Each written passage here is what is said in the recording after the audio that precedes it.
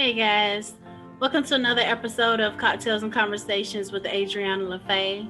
Today I wanted to discuss mental health and how COVID is impacting mental health, as well as just a lot of people are not okay. And I wanted to discuss that. So, first, I wanted to discuss, kind of what the World Health Organization has to say about it.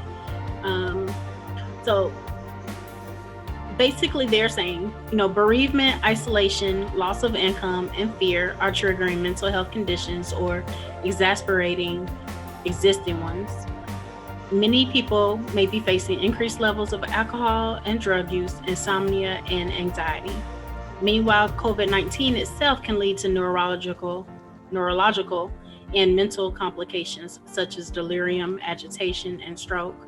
People with pre-existing mental, neurological, or substance use disorders are also more vulnerable to SARS-CoV-2 infection, and they may stand higher risk of severe outcomes and even death.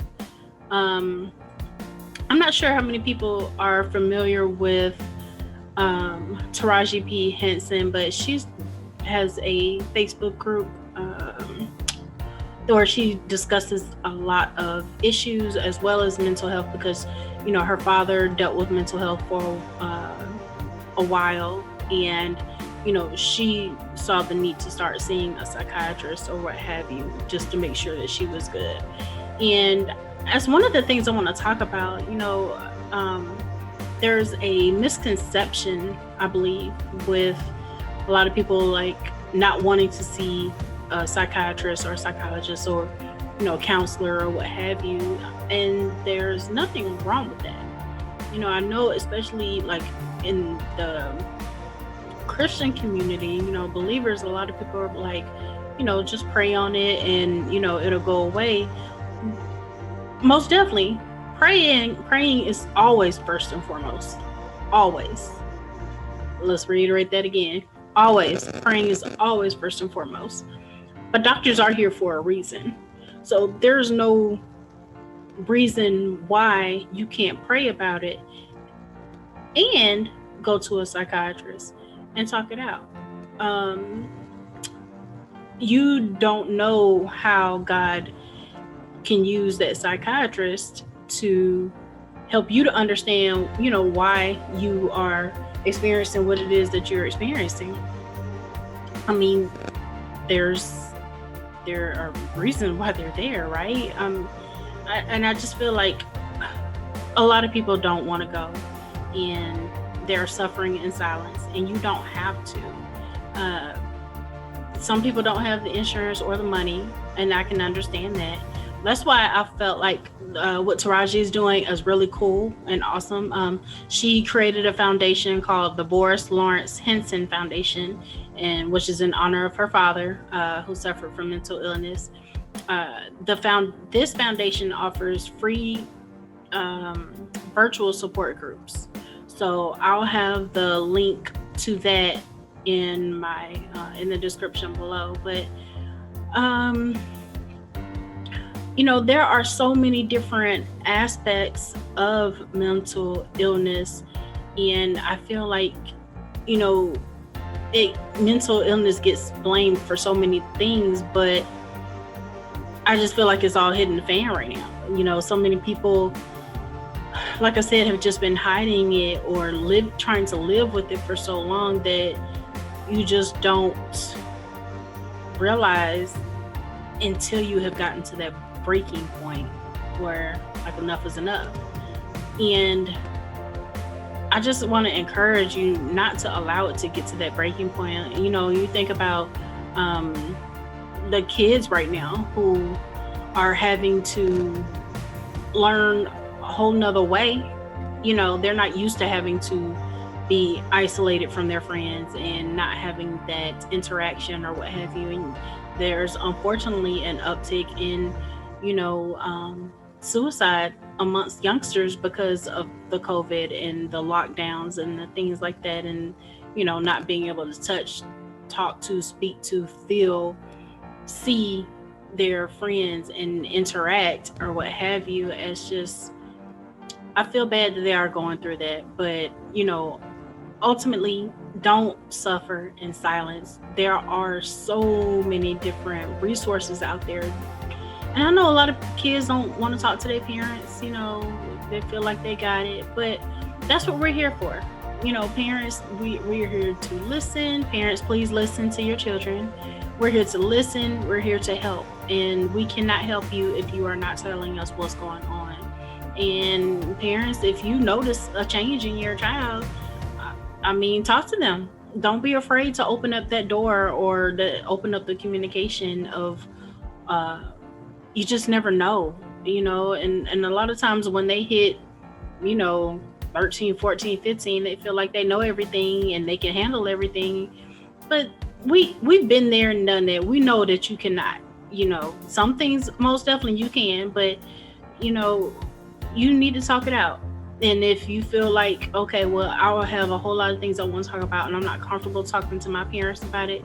If you're comfortable talking to another adult, that's fine. If you not even want to do that and you just want to talk to a total stranger, ask your parents to take you to a psychiatrist. And right now, a lot of them therapists are doing virtual, so you don't even have to really leave your house. What's that one? A lot of insurance companies are doing like telemedicine. There's one that's free though. I can't think of the name of it, but when I think of it, I'll put it in the description below. Guys, I really feel, my heart is just really breaking for people who are suffering with mental illness and not even just mental illness, but who are not okay, if you're going through a depression or, I started watching this Netflix show called Jenny and Georgia or Georgia and Jenny or something like that. And, the daughter is suffering and she's burning herself. There are a lot of people who are doing self-mutilation as a way of coping. That is not a way of coping. That is not a healthy coping mechanism. Let me just put it that way. If you are going through something and you feel like you need to hurt yourself in order to be able to deal with what you are going through, that is a problem and you need to talk to someone. If you are waking up in the morning, drinking in the afternoon and drinking in the evening just so that you can get through the day, that is a problem. Even with drugs, if you're doing drugs so that you can cope, that's the problem, and we need to get you help.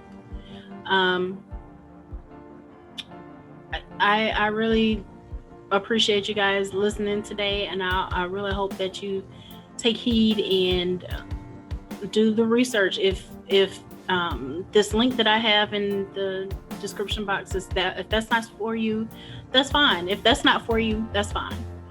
Please do the research. Please try to find help. Please don't try to do this on your own. Yes, please pray that God leads you to the right therapist. Pray that that God allows you some relief, but still don't hesitate to see a therapist. And then it's not always about, okay, well, I'm feeling bad. Even if you just have some things you want to talk about, therapists are there. That's what they're there for.